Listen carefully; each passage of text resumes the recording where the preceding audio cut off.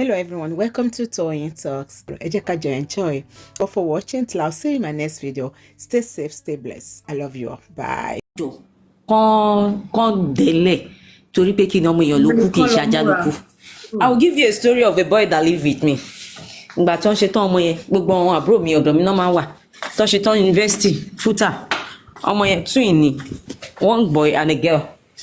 So màmá àbúrò mi ni teacher mi ni màmá ọmọ sister mi ni ọ̀rẹ́ wọ́n wá ṣe tán university wọ́n wá sọ́dọ̀ mi wọ́n dẹ̀ ó ti ríṣẹ́ so Ìbàdàn náà parent ẹ̀ wà Èkó lèmi wà ó wá ń gbé lọ́dọ̀ mi tó bá pẹ́ dé gan gbogbo a máa dúró sí títì ní pé kí ló dé ọmọlọ́mọ tó wà ń tà ìjọ yẹn mo lálàá yẹn pé àwọn obìnrin méjì wọ́n gbá ní ikùn wọn fẹ́ pé ṣe fẹ́ ṣe é léṣe ni mo ṣáà fa wàhálà yẹn lójú mo dẹ̀ bọ́sítà mo lọ wò mo rí pé mo gàrí láàárọ̀ kùtùkùtù ń bára filẹ̀ èmi dẹ̀ gba ṣọ́ọ̀pù mi lọ an hour later wọ́n wá pè mí pé àwọn ti wà ń gbóbì kí ló ń ṣẹlẹ̀ ń gbóbì wọ́n náà lọ play ball ní Unilag goal post ó já bọ́ọ̀lù ní waist irin yẹn dẹ̀ tóbi ó wá fọ́ ribs ẹ̀ àwa ń loot from gbóbi wọn rí fáwọn lọ sí loot a ṣe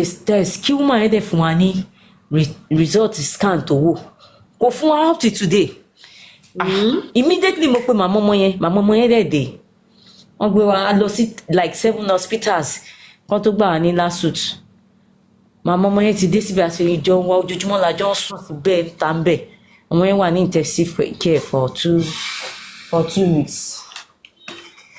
At the end of the day, I know gbogbo owó tán ọmọ bá kú. Oh my God. The only son, ọmọ bíi Mohbad yìí náà lọmọ yẹn.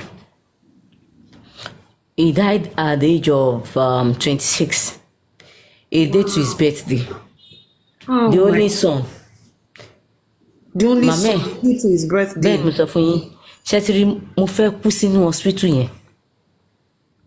Náà bá wò pé kí ló dé títí wàhálà tèmi ṣe wá pọ̀ ju tìyẹ tó mo lọ mo ti bá ní 1 million lákàntì lẹ́ni wọn náà mo fi ṣògùn owó. Ọmọ ọlọ́mọ màmá ẹ̀ wá ní òun dẹ̀ rí i pé mo try a nínú òjò máa jókòó sínú òjò bẹ́ẹ̀ ni pé máa gbàdúrà gidi ni pé Olúwa má jẹ́ kí n jẹ̀bi gbogbo àwọn fámìlì mi náà àdúrà gbogbo àwọn tó wà ní abroad wọ́n máa pè mí ní báwo lára ọmọ yẹn ìgbà tó tún yá tí mo lọ mú kan jọ yẹn báyìí ilé tí mo gbé wọn ní mọ́ọ̀sì bẹ́ẹ̀ mo bá ní ẹ wo ọ̀rọ̀ yìí ò ń ṣe ọ̀rọ̀ kírísítẹ́nì kan ìjọ ẹ bá mi fi ọ̀rọ̀ ọmọ yìí sí àdúrà gbogbo wọn ló dẹ̀ like ọmọ yìí ọmọ tó èèyàn like ni tí current president. Hold on, sis. Morire said, Ada Universe TV. So you removed all justice for Mohbad PayPal, GoFundMe, and dollar accounts from your page. We need EFCC. Did she just remove it, Morire? Morire, ẹjọ́ máa ṣẹlẹ̀ wá sókè àbí kẹ́ sókè explain for me further. Ẹ máa sọ̀rọ̀ yín lọ mà ṣe ń ríṣẹ́. So àwọn yẹn ṣe prayer àgbà táwọn people yẹn gan gbọ́ nípa ọmọ yẹn kú ó dùn everybody ọ̀gá bí tó ti ń ṣiṣẹ́ ó dùn òun náà everybody gbé kinní náà pé ká bá Unilag fà màmá ẹ̀ nìkan fi sílẹ̀ kọ́ máa ṣe títí wọn pé ọlọ́run bọ́lọ́run ṣe kọ́ tòun bọ́ tí ọlọ́run ìjẹ́ tí bọ́lọ́run ṣe kọ́ tiẹ̀ tó rọ̀ ń pò ń gbàjọ yẹn up to this moment bí mo ṣe ń bá yín sọ̀rọ̀ yìí torí bá fọ́ màmá yẹn lásán a máa sá eré dìde ni àbúrò mi gan ọmọ yẹn dúró àzà ọmọ fún ìyá yẹn ni ó dúró àzà ọmọ fún ìyá yẹn ẹ wo ẹni tó travel yẹn kàn wò pé woman yìí kánú ọmọ ẹ wà láyé á ṣe báyìí fún ẹni ẹ tún fún un ní mọ́tò wọ́n bẹ̀rẹ̀ sí ní gbé lọ sí America kó lè ní happiness kó má bàa kú untimely torí for 3 months kò sùn kò rí oorun wọn náà ò rí oorun kẹ wá imagine ọmọ tó ti fọwọ́ wálé. Mo sọ̀rọ̀ kọ́kẹ́ tó gùn kẹ́lẹ́ nǹkan tí má tají lásán tí má kọ̀ dá wàṣà má kọ̀ máa rùn pé àwọ̀ Ọlọ́run ṣàánú wa o àwa abiyamọ ṣàánú mi o má jẹ́ kí n gba kọ́ọ̀lù burúkú láyé mi o. Àmì o. Because ṣe rí nǹkan yẹn ọmọ Mohbad yìí dẹ̀ ó jẹ́ èèyàn kan tó tún máa ń jẹ́ kó máa strike mi pé kéèyàn ṣáà máa bẹ̀ lọ àtọmọ àti kékeré ọmọ àtàgbà ọmọ kó ṣáà má tiẹ̀. Èwo nìyẹn fẹ́ sọ ni. Kéèyàn tẹ̀ má gba kọ́ọ̀lù kéèyàn má gba. Àlẹ́ tó bí dídìrín kò fẹ́ kí Dídìrín kú. Kò fẹ́. Bó ṣe Táwa sọ pé ẹni tó bí ọmọ ológo. Ẹ wo ṣẹ́rí tí aago mi bá dún tí bá rí call ọmọ mi. Tẹ bá rí bí ṣe mama bèrè ní Àṣàbí, are you okay? Kí ló ṣe? Ọmọ ìyá ní kí ló dé ìyàtọ̀ lára mi ìyá Àṣàbí. I'm okay. There's not shemo. It's just that when I just my phone. Timari orúkọ ẹ̀. That's the end. I'll just be Màmá mi tó ti dàgbà, ìgbà tán ṣì wà láyé. Tí wọ́n bá pè mí àbí tí n bá rí call from any of my siblings, mama wo. Màá ti kọ́kọ́ fi àdúrà bíi 6 ṣe iwájú pé Olúwa má jẹ́ n gbé ìbànújẹ́ o. Tó bá kí ni problem tó wà lẹ̀. My mom is 80. Mom sí mi ńkọ́, wọ́n á ní kò sí kankan tó ṣe wọ́n, ọkàn mi máa balẹ̀. Ó yẹ sọ tí ká wá sọ pé ọmọ èèyàn kan wá jókòó ó ní èèyàn kan àgàn àwọn àti èèyàn kan wá jọ ń type àgàn wọ́n ní àgàn ní ẹ̀mọ́ wá wò báyìí ó á ké ánúhùn òsùnkún mọ́ táráyè títẹ̀ èmi á sì kọ́kọ́ jagun justice yìí náà àdèmájà àdèmá win. Ayé la máa jà a máa rí justice náà lágbára Ọlọ́run. Sisters, thank you so very much. I appreciate you. God bless you. Yes, ma'am. God will bless you, will bless your home and all that you lay your hands on with the special grace of God. And if you rest, and if you read Alagbara alone, thanks for all you guys do justice for Mohbad. Yes. Mori Imbio. Carol, everybody, Carol, Casa. Ẹjọ́ kí ló ṣe vengeance ẹjọ́ jẹ́ kí rí sister Morile sáré sọ. Kí lẹ ló ṣe ìyá oní foundation? Ó ti lọ yọ gbogbo tó kó bẹ́ẹ̀. Jerry o no, ẹ̀ka ṣẹlẹ̀ ni pé Ada TV ó ti Mọ́mí Moríre, ẹ má bínú máa Carol. I love you that your name. Ma fi ń kọrin Moríre. Anytime you want to sing God bless. Thank you. I love that. Yeah, what happened ni pé Ada TV ìgbà tí Aries and some other people tó wà pẹ̀lú ẹ̀ kan tó jà tó bá ń ṣe show ní Facebook, she had hashtag Justice for Mohbad PayPal, GoFundMe, Cash App and stuff like that. So later, she opted out from Justice for Mohbad and she removed all hashtags that belongs to Justice for Mohbad on her page. If you go to her Facebook page, you won't see any. You will only see Yul Edochie, Regina Daniels and stuff like that because she always listed it long. But isn't it the same Ada universe? So be lawyer lost infinity. Exactly.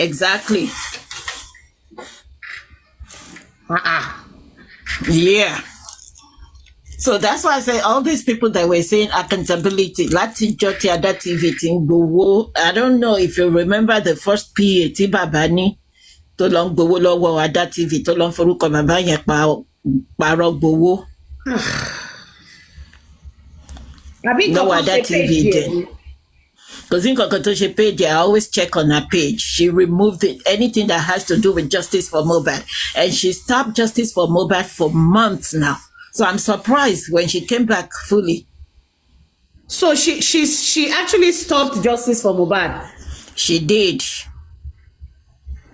Okay, so with the if you want to remember, the one that started this fake narrative with Davido Laura Kidney. It was started on her platform. There's a particular lady that always calling that she called grandma. That grandma always tell her lies and she will believe it. Wow. Okay, so if she had, well, they all go and come back. But that they are coming back, ni pé èmi ò understand báwo èèyàn ṣe accept wọn padà. Èèyàn ní ṣe So now, she disappeared.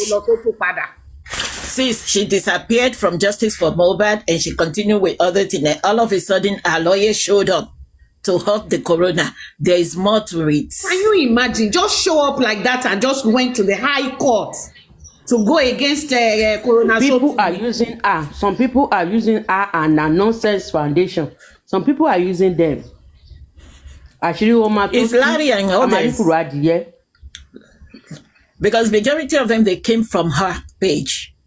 Ìjàlópa òun àti Aries pọ̀ tí Aries fi kúrò. Wọ́n sọ bẹ́ẹ̀ oníbẹ̀ nìyẹn náà ti wá tẹ́lẹ̀. Yeah. Because Ada was not privy to information about justice for Mohbad before. So now they're trying to bring their own Bankole and Smith so that they can be giving them feedback and be, breaking news on social media, and everybody will know the steps. I said that. That's why I said that. I didn't. ṣé Bankole yẹn ò níṣẹ́ ni. Lọ́ọ̀yà ni Bankole yẹn náà. Lọ́ọ̀yà ni wọ́n níṣẹ́. Bankole ò níṣẹ́ ni. Ó níṣẹ́ ṣebí lọ́ọ̀yà ni. So majority of the people don't béèrè accountability lọ́wọ́ Mohbad. Kọ́ lọ béèrè lọ́wọ́ Ada TV náà náà. She collected money on justice for Mohbad. Kán béèrè mi ìmọ̀ tó dé ó yẹ kán béèrè lọ́wọ́ Ada, kán dẹ̀ béèrè lọ́wọ́ Larry Obodia náà. Toró òun náà ń gbowó. I noticed this that I noticed it that she deleted that justice for Mohbad months ago when she was not doing justice for Mohbad again. Yeah.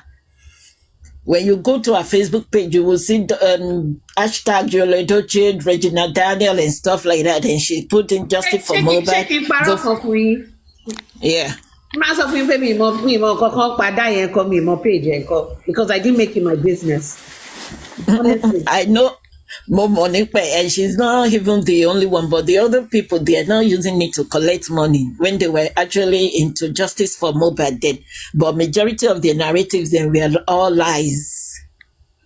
Like she put on her page, Wunmi, Mohbad wife cried, she's arrested. And when she's doing her show, is a different ball game entirely. But this particular lady that always calling to give her fake news is asking you a question. She said, did she remove it in May or June? I can't remember. I just went on her page and I can't find it. But she was not doing justice for Mohbad anymore then. But she removed all the hashtag that has to do with J for him.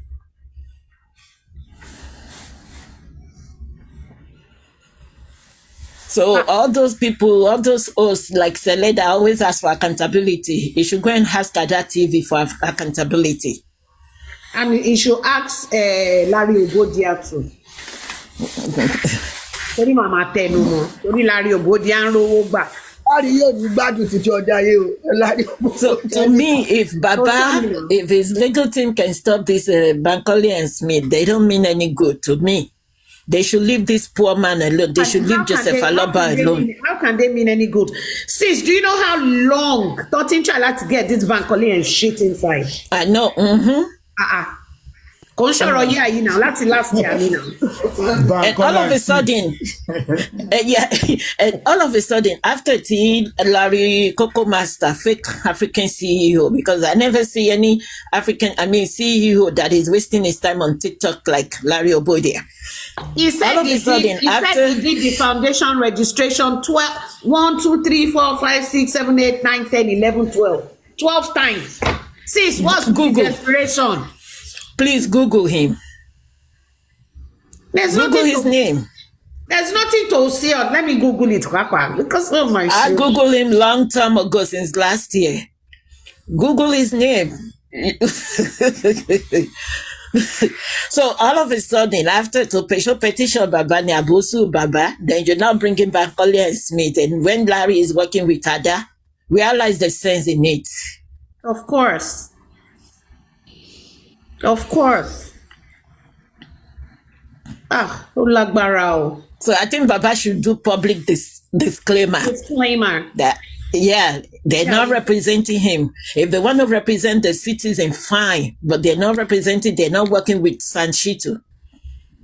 Yeah, they claim they're working for the public.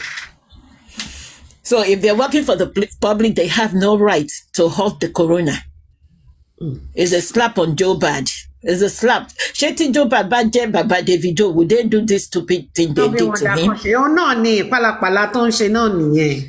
Or to Baje Ara Edokoni or Delta. I'm sorry to go tribalism, but I had to. Sorry. Because one for Alagbara Yoruba Loju. Jesus. It is what it is. Eshegonima, thank you for your information.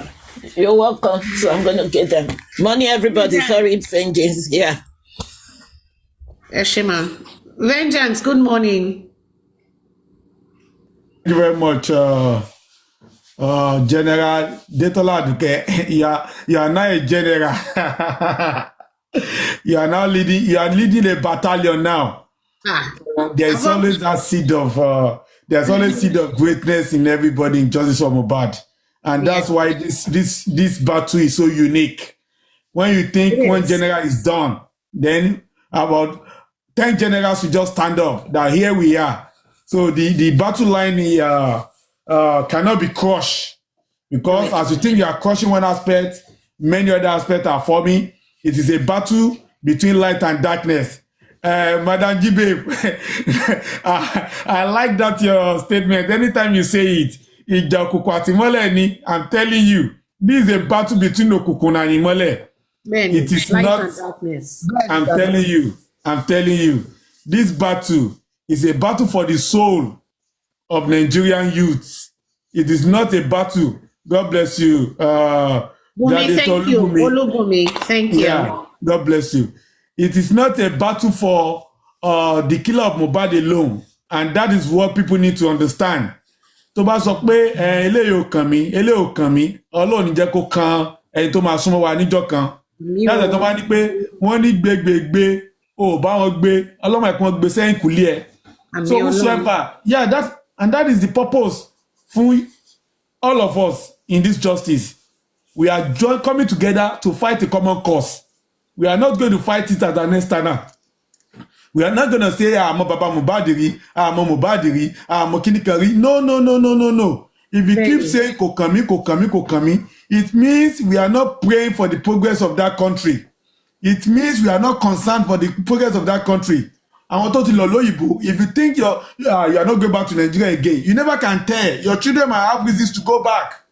That is it. You cannot take away your brothers and sisters from the country. You cannot take away your parents. You cannot take away your whole family from the country. That is your roots. So you cannot close your eyes on what is happening in that country. It is obvious that that country is not working. It is obvious that that country is going down, is nosediving into destruction. It is certain. It is obvious that everything in the country is going south. And that's what happened when you have incompetence and mediocres in power. We saw this destruction coming all the way. People of sensible minds, people that are not tribalistic, they warned against this disaster when it was coming up. But some people are saying, and now look at the ID. Can we all see the ID now? Where is the leke now? At the leke at ID, everything has disappeared. And that's what we are talking about. That is what we are talking about. People, I was on one platform yesterday, they are still talking about Bankole and shit. And pé nǹkan táwọn bàbá ọ̀fẹ́ allow. Or I want to lose cut by one law allow, pé wọ́n ti gbà, pé kí wá ní kíni. I just said, you don't understand what is going on. Bankole and Smith, they are working against the justice. They don't have anything to offer. We are not saying under the law that they don't have a say. When they first came, it was not Baba Mohbad. It was not Baba Mohbad that told them, get off. It was the magistrate that said. Yeah, it was the court. In court, yeah. It was the magistrate that said he could not contain them. Do you understand? That's the point of contention. It was not Baba Mohbad that said, no, we didn't want you to be involved. It was not the legal team. So now that they went to another court, even if the court say, okay, go ahead, go and join them, the legal team of Baba Mohbad must know their stand, must know what they have come for. They have not come to seek for justice. They have come to organize this justice. They are coming for Mr. different Benja, purpose. can I ask you a question? Go on, I don't please. know if you have an idea. So does that mean that, and I forgot to ask Lataro, so does that mean that even Sanshitu and Barrister Odumosu, they didn't know about this thing until they got to court? Is that what it is? It was like I could not verify it, but someone said they sent a message to Barrister Sanshitu alone. Okay. Do you understand? So they wanted to stop him from coming to the court. But the man... Sorry, Mr. Vengeance, can I quickly chip in something? They sent it to Sanshitu because they know Sanshitu will drag the pathologist. That is why all of us should open our brain. These people, they are working together. They are working together because the new pathologist will be coming that day, and they don't want. Assuming the barrister Tutu was not there that day, Turkey, they are the one that will be challenging the pathologist. They will just take over the place. So thank God for the experience from Barrister Shitu side. These people, they are Barrister Bankole, they are working together in hand with those people. That's what I want to ship in. Gladiator Vengeance. You are very correct. Let me tell you the fact. Wunmi, Shekinat, Adebanjo, Omojumoke, the killer of Mohbad, she knew beforehand that the coroner inquest has been suspended, and that was why she showed up. They were saying it too on their platform. They said it, I think, a day or 2 days. She knew beforehand. How did she know? Omo. Let me tell you something. You see this barrister. She turned up yellow to vengeance. You're right. That's why she turned up now. You see this barrister, Bankole and shit. Wọ́n ti gba bọ́dé. Wọ́n ti gba owó ẹnìkan ló finance wọn. Wunmi team, Baba Liam team, those that are standing against justice, they are paid them. Let me tell you, this thing is like politics now. We have PDP, we have APC. When you see some chronic member of a particular party challenging the outcome of a result, internal election of a party, they are not the one financing that challenge. It is the opposition party that is financing them to destabilize that party. And that is what is happening with Bankole and shit. So they there for politics. I'm telling you, that is what is happening for Bankole and shit. They are being fed, they are being financed by Wunmi, Baba Liam, and those that are standing against justice.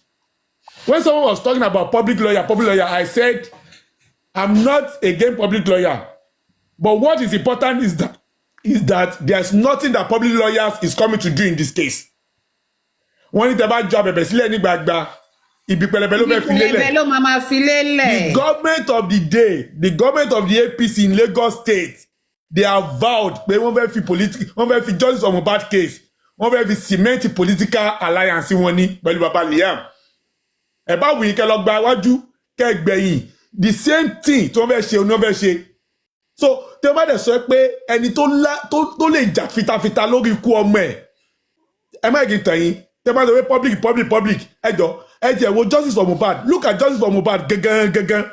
Do you know how many divisions we have in this justice for Mohbad platform now? Ẹni tó máa lọ sí ọ̀dọ̀ ìyá Mohbad, ó ti lọ síbẹ̀. Ẹni tó máa ní Karimo lọ́lọ́run o. Karimo is my savior. Without Karimo there is no justice. Ó ti wà lọ́dọ̀ Karimo. Bẹ́ẹ̀ni. Àwọn kan ti wà nídìí tó pé no, àwọn gbọ́dọ̀ criticize bàbá ni. Bàbá has not done anything right. Wọ́n ẹ̀dẹ̀ pa ọmọ tí wọ́n ti wà lọ́tọ̀. Àwọn kan ti sọ fún mi ọ̀tá legal team. This is the public we are talking about. The public. When you say public, when you give everything to the public, of course. No, let us look at it critically. What is the state of public refineries in Nigeria now today? Where are the refineries? No refineries in Nigeria. And those are one of the public amenities in Nigeria. What is the present state of public universities in Nigeria today? What is happening? So anything say public, go and look at the outcome of anything. Don't say public. Most of the time, it will never come out good because public is public. You know, too many spoons falls there. That is it. Yeah. Now let us go back. Let us go back in memory lane. When they wanted to do biopsy for Mohbad, Baba said they approached 15 pathologists, and 14 of them refused that they will not do it. Only one accepted to do it. Even up to today, Madam Detola, we don't even know if that one that did it, if it was a Ghanaian, it was a Senegalese, we don't know. Up to now, when you say public, look at Yomi Fabiyi. Yomi Fabiyi is a human rights activist fighting for the public. And now he said wọ́n lépa ẹ̀mí o. Perhaps wọ́n ti rí pé they cannot pay his price. Ọkọ̀ nígbà bẹ̀tẹ́lẹ̀ lọ́wọ́ àwọn wọ́n wá lépa ẹ̀mí ẹ̀. That is how they are going to buy all the public lawyers. This useless people, they are calling themselves a public lawyer. Owó. No, when they killed ní Lagos State, nígbà yẹn, what is the name of this governorship aspirant? Tí wọ́n ní wọ́n pa ńgbà yẹn náà o, tó popular yẹn. Tipẹ́tipẹ́, what is the name of that governorship aspirant? Tí wọ́n pa tí wọ́n rẹ̀ tó pàdé lónìí. God bless you. God bless you. Ṣé mo pé when they started prosecuting that case, wọ́n nígbà táwọn ọlọ́pàá tí wọ́n ní wọ́n jà, àwọn public know, we are the government, we are the ones that are going to take over the case. When they got to court, ibi tó ẹ̀kọ́ di present evidence tó máa nail ẹ̀ tí wọ́n sọ pé ó lọ́wọ́ nínú pé bí wọ́n ṣe pa àwọn ọlọ́pàá wọn máa fi evidence sílẹ̀. Pátájọ́ ṣe jẹjọ́ nù nìyẹn. So there are some cases that the public or the government will take up. Wọ́n nípa àwọn alábẹ́ ṣe. But they knew from the start, báwo rí bí kankan lọ, báwo máa dẹjọ́ ẹrú ni. The same thing just for Mohbad. You cannot leave it for the government of the day. You cannot leave it for the public. They will buy them. In fact, before you and I say Jack, or the Dejonu, Robinson, that is how Mohbad cannot leave it. It is obvious they don't want justice. Anybody that say I'm the public, irọ́ ló pa. Wọ́n ti ra àwọn bàbá Liam àti Lagos government. Wọ́n ti fún lówó already. Kókò lọ bẹ̀ kó lọ dẹjọ́ nínú ni.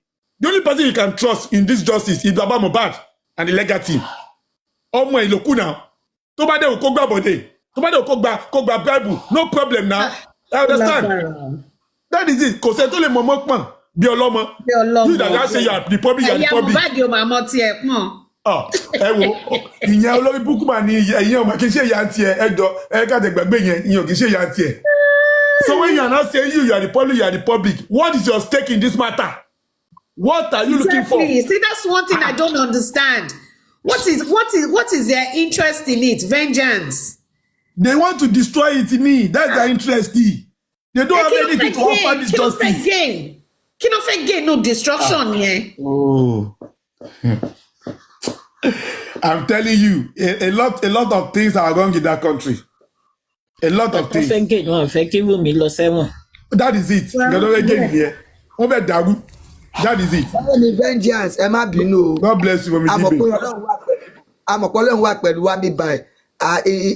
A máa máa tún rẹ́rìn-ín, a máa máa ṣeré bí ìfẹ́ Ọlọ́run bá ṣe máa ń ṣe. Èmi ò mọ táwọn àwọn kan ń jà fún yín bí báyìí. Mi ò kò gé mi. Olúbùnmi ó ní ò fẹ́ gba olórí mi alẹ́ lomi. Ṣẹ́dẹ̀ mọ̀ pé olórí vengeance kan wà níbà láti jẹ́ ọjọ́ yìí. Mo ti rí olórí vengeance lóòótọ́. Mo dẹ̀ ti rí tí Bùnmi náà sọ pé Olúbùnmi èmi ò mọ bí tó ti wà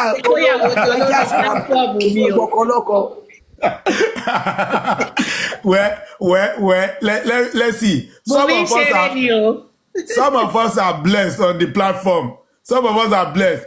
Some of us, even though we have not seen anybody, we are married already. Some of us are married online. Olórí vengeance the fearless. Mi wá mọ tó ṣe Olúbùnmi tó wá ti sọ pé ó kọ ilé olówó orí ìkíní kàfẹ́lẹ̀ mo ní ìjà tún máa bẹ̀rẹ̀ àfẹ́jà mi o. Ẹjọ́. Ìjà ìfẹ́ lélẹ̀, ìjà lovers lélẹ̀, à ń gbọ́ yín jàre vengeance. So to be sincere, General Detola, it is very pathetic that people will use Mohbad's case láti máa fi build the fortune. Oríṣiríṣi la rí ní justice for Mohbad yìí. Ẹni tó ń wá ọkọ ní the justice for Mohbad yìí. Ẹni tó ń wá aya. Ẹni tó ti gbélé ẹ̀ dórí ilẹ̀ ń tọ́ra léèyàn kan náà ń kọ́lé lọ́wọ́ lórí justice for Mohbad. Mọ̀mí Detola Aduke, there was a show that I went to one day. The host was saying pé òun ní àṣírí àwọn kan tó pé wọ́n ti ń kọ́lé, wọ́n ti gbé orí wọn dé lẹ́ńtẹ̀, pé ó máa fàjà. You know what somebody said? Somebody came and said, please be careful. Don't forget, nǹkan tí àwọn kan ti ṣe fún ẹ ní justice for Mohbad yìí. Máa ẹ̀ tó àwọn pò láṣìírí àwọn kan lọ́wọ́ tó dẹ̀ pé àwọn tó ti ṣe é lóore ní. Fi wọ́n sílẹ̀ o. Don't come out to expose them. I'm telling you. I'm telling you. A máa ṣe nǹkan. In justice for Mohbad yo. Lórí ọmọ 26 lórí ọmọ 27 years. Imagine. Ìwọ ọmọ ẹ̀dá lẹ́rí yẹn, ìwọ ọmọ ènìyàn. We are so wicked. We are so wicked. Mo ní pé it is finished. Just in justice for Mohbad. lẹ́nìkan ti sọ pé ẹ má sọ̀rọ̀ tó wà ní mọ̀ pé wọ́n ti ṣe lóore rí. Imagine. And that's what's going on. So people are enjoying Mohbad for ulterior motive. Àwọn kan bí wọ́n ṣe máa dáwó kú ní motive tiwọn. Nítorí wọ́n mọ̀ pé díẹ̀ náà máa gbọ̀n sápọ̀ wọn náà. Àwọn kan bí bàbá Mohbad ṣe máa ṣe àròyátì pẹ̀lú wọn òní motive tiwọn. Àwọn kan bí wọ́n ṣe máa dẹjọ́ rú òní motive tiwọn. Àwọn kan bí Wunmi ṣe máa fi wọ́n sórí payroll òní motive tiwọn. People are here for different reasons. That's why we need to know what we are here for. And that's what I always say. Let us use our brains. I'm not loyal to anybody. I always say it. I'm loyal to my conscience and to the cause of justice. Tí Baba Mohbad represent. Ọjọ́ ní Baba Mohbad wá di sọ pé I want to go and bury Mohbad. I'm not interested in justice. Madam Detola Duke, èmi náà dẹ̀ gbọ́n bàtà mi pẹ́pẹ́pẹ́pẹ́pẹ́ Iléyá. Bó ṣe wà nìyẹn o. Tí màá ṣe ABC. But he says that I will not. We won't relent. We'll still be fighting. I will not relent. That is it. I don't care. I'm telling you. And that should be the stake of everybody in this justice.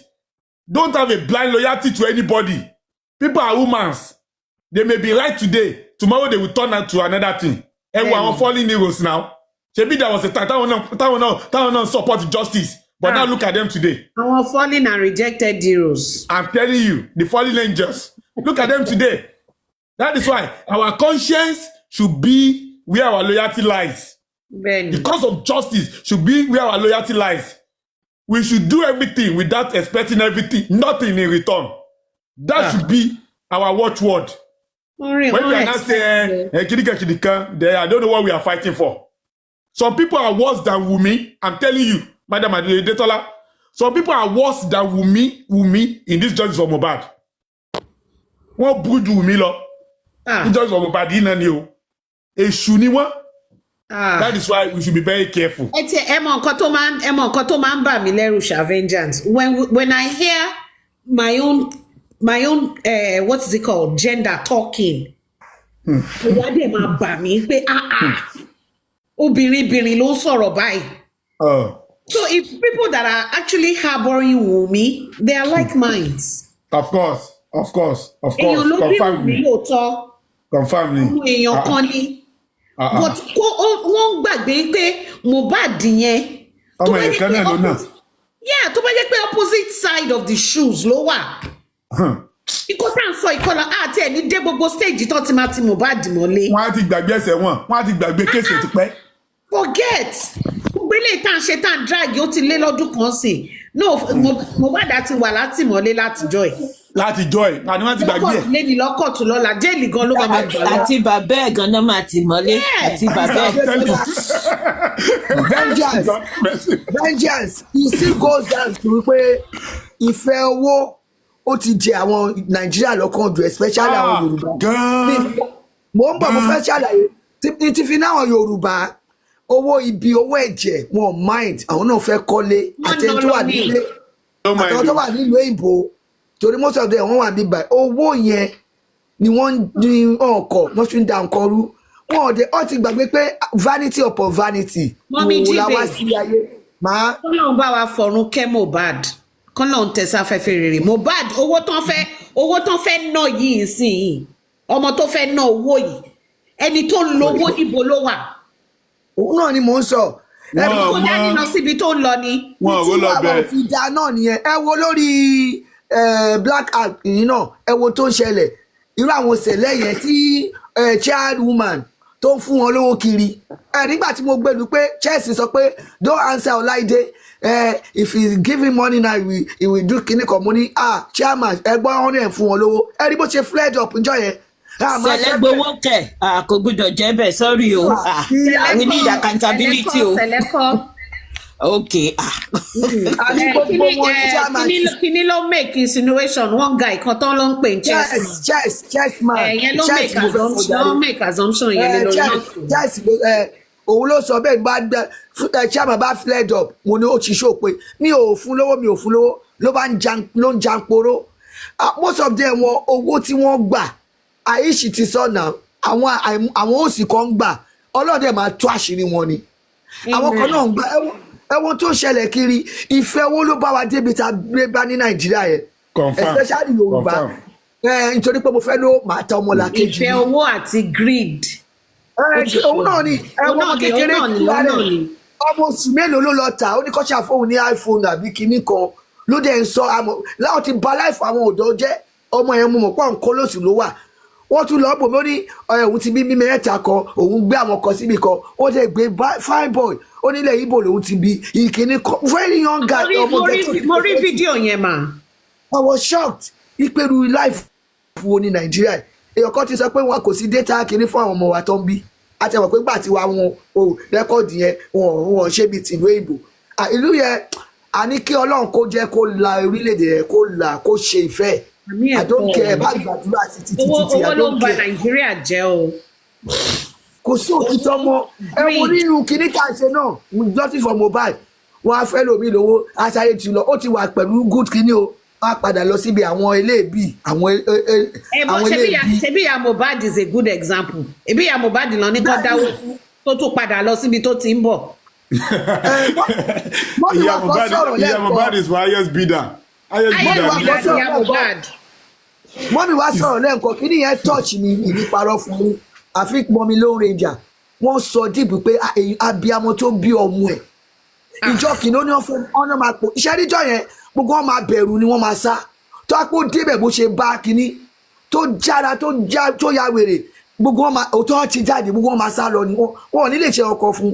bọ́sẹ̀ dé ti mọ nǹkan tó ṣẹlẹ̀ kó tó pe bàbá Mohbad. òun náà ni ó ti wà nínú ẹgbẹ́ ẹwu ojú ẹ̀ bí ìnànà kínní kan táwọn èèyàn máa ń pè é ojú ẹ̀ bó ṣe dúdú.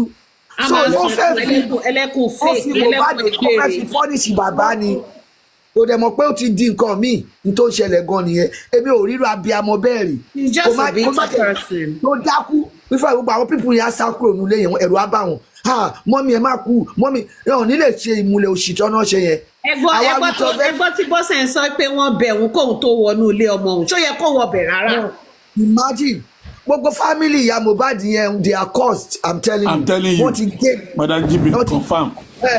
Wùmí náà wá jáde láàárọ̀ yìí wọ́n play game wọ́n mọ̀ pé wọ́n tọ́ra wọn Wùmí ìwọ tó ti mọ̀ gẹ́gẹ́ bí vengeance ti sọ pé ó ti mọ̀ pé kíní táwọn bá ń kọ́lé wá ṣe yẹn ẹwà ó ti get information about it ó wá jáde láàárọ̀ yìí àló ti sọ̀rọ̀ láàárọ̀ yìí nílànà ni mo tún pé I've won I can move on now mo tún pé lórí ó wà lórí kíní sísá kọfí ṣe mọ̀ pé sísá kọfí yẹn ó máa move into destruction ni ó máa move wọnú parun ni ibo ló move lọ wọ́n kí ni. Búkì nìkan lórí òpó lórí antenna sísá kọfí ti ẹ̀gbọ́n ga ó ti dàárọ̀ yìí mo rí ó ní yẹ àkàmú I've won àmọ́ àkàkà move on now I just want to appreciate you òun tún appreciate àwọn ọ̀dọ́ òun ọmọ ọ̀tọ̀ pẹ́pọ̀ ọ̀tọ̀ lọ́wọ́ ó ní I pray for them too I know this is the moment gbogbo tí mo wọ lọ́rùn ilé ayé wọ Nàìjíríà. kò sí wàhálà Madam Jibe kò sí wàhálà let her move on she has won. So for the justice to get who fire your husband is not as important as anything to her. No, shame on her. Shame on her mother, the mother that because she did it. Shame on her. She did it now. Got to move on from the husband of her youth. Yes. Shame on everything. To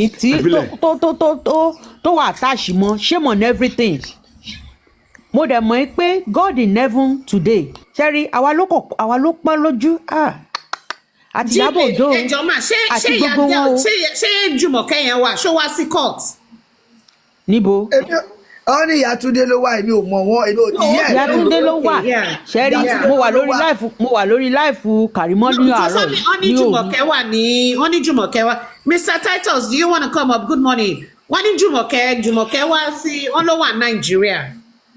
Ó wà àmọ́ ìyá ti ní ọmọ Jùmọ̀kẹ́ tó ló fẹ́ fáìlì kinní mọ́ Karimo ti ní ibi tó máa rà sí ló wà yìí ó ti ní kò síbi tó ń bọ̀ mọ́. Eléwà ni Karimo máa ó yẹ kó tó bá mọ̀ ó yẹ kó tó àṣírí ẹ̀sìn kò yẹ kó máa gbé wa mọ́ go round the bush.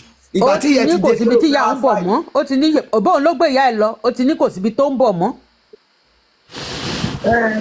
Wọ́n ní ìyàfẹ́ fáìlì against her now òun kan ló yẹ kó wá ṣe tó mọ̀ kó wá gbé wọn síta kó gbé wọn ní rẹ́sì lọ. Mo ní ẹ wò wọ́n flag program yẹn lóru wọn ò jẹ́ kí àwọn èèyàn gbọ́ nǹkan tó ń sọ ṣùgbọ́n bẹ́ẹ̀ náà ló dẹ̀ ṣe ń tiraka láti sọ ó ti ní kó jẹ́ ó ti ní kó jẹ́ káwọn méjèèjì kẹsẹ̀ bọ́ ibi tí ẹni tó ń pè wá jẹun tó ti ń dìyàn lọ́wọ́ mú àárí kọ́ àwọn méjèèjì tẹ̀ tú nǹkan tó wà nídìí wọn kan tún síta nǹkan tí mo wà áfítà ní ẹ̀yẹn ọkàn mi anything tí ò bá ti ní bí justice I'm not in support of that justice for Mohbad ọmọ ìwà fún wọn pressure nìṣó. Shakira, you are not believing Karimo. Some people believe her, but some of us don't believe her. We are not saying, but God is one. You know when they say trailer everybody has a right to their own opinion. Who is believing that? There's no one believing that here. We're not talking about believing. We're just talking about the incident going on. Ọlọ́run ló ń gbàrí ló trailer ti gbàrí wọn kọjá àṣírí wọn tún wọ́n bá nọra wọn papọ̀ tí ètò ìta wa. Mohbad fún wọn ní pressure máa nìṣó kó pressure ẹ̀ dé kó máa nìṣó Ọlọ́run bọ̀ ẹ sọ pé ẹ ló pẹ́. nínú voice note tí ọmọ yẹn filẹ̀ fún bàbá Mohbad ipe tí nǹkankan bá ṣe ìyá òun tó ibi tó ti ń sọ̀rọ̀ ẹ tí ìyá òun bá kú ní kékeré kan máa pa yìí gbà ló ń àrùn tó ń sunkún nǹkan kan gbọ́dọ̀ ṣe ìyá òun nǹkan kan gbọ́dọ̀ ṣe ìyá òun. ara ìyá ò tí ì tó yá ni ara Jùmọ̀kẹ́ ò tí ì tó yá ni.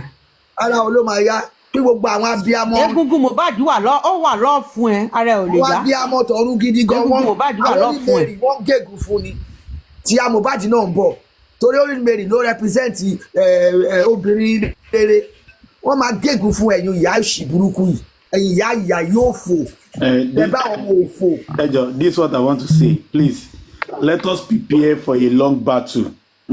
It is obvious pé ìjọba Sanwó-Olú àti APC they don't want to give us justice. Let us be chronic, unrepentant soldiers for this cause. This battle is not for the weekly, no. Next for the 6 months, next 1 year, we have to know that this battle can tarry as long as God wants. And we have to be steadfast. Títí wà ní pé ká try àti dúró tiri. Àwọn ìjọba mùjẹ̀mùjẹ̀ ló wà níta yìí. Wọ́n dẹ̀ mọ̀ nǹkan tó ṣẹlẹ̀ sí Mohbad. I always say it. Gbogbo ọ̀pá átá ló mọ̀ nǹkan tó ṣẹlẹ̀ sí Mohbad o. Gbogbo ọ̀pá átá ni wọ́n mọ̀ bí Mohbad ṣe kú. Bí iṣu ṣe kú. Bí ọ̀bẹ ṣe bẹ́. Bí odó ṣe gun. Bó ṣe dìyàn. Gbogbo wọn pátá látòrí baba Bala Blue tó wà ní Aso Rock dé eléyìí tó wà ní ààfin dé gbogbo ló mọ bí Mohbad ṣe kú wọ́n mọ̀ but ẹ̀jẹ̀ Mohbad ò jọ wọ́n lójú ni. ó ti wá fún holiday sí ó ti wá fún ó ní wọn lọ ẹ wo bó ṣe kọ bàbá kọlu náà máa ń pè níbi kan ipe olóòlò fún annually fún ní 2 weeks ẹ wo bó ti ṣe kọ àwọn èèyàn fún wọn ṣe justice làwa wà after. nǹkan tẹ́mi fẹ́ sọ vengeance ṣẹ́rí àdúrà mi bẹ́ẹ̀ ṣe ń sọ yẹn pé ká wà steadfast ṣẹ́rí Mohbad he has a lot of work to do and he's doing it kó ṣàmà bẹ́ẹ̀ mi kó sí wọn nú kọ́ lè sọ tó wà nú wọn síta because wọ́n ti refuse láti sọ̀rọ̀ sí ìyá ẹ̀ tó bí lọ́mọ yẹn àtàdúrà yẹn especially. And I know ṣẹ́rírò àdúrà yẹn tó bá bò mọ́ kọ́nà kan tó rí mú mọ́ kọ́nà kan wá tí ìyá ò bá síbẹ̀ á sọ̀rọ̀ but they can't let him go. Sure. Kí lẹ wí? Mo ní òótọ́ lẹ sọ. Ó máa sọ̀rọ̀. Conscience fẹ́ finish ẹ̀ ló ń guide ẹ̀. Conscience ẹ̀ fẹ́ finish ẹ̀. Ògúnfẹ́ white ló ń tẹ́lẹ̀ guide ẹ̀ kọ́ bàbá rí. White ló ń fún wọn close marking. All right. Tí white náà bá tí ó bá ṣọ́ra òǹgẹ́ máa sọnù nílé tó wà yìí white ẹ̀ máa di black ní tí ó bá ṣọ́ra ẹ̀. Well, just like you said, God is on their tail o.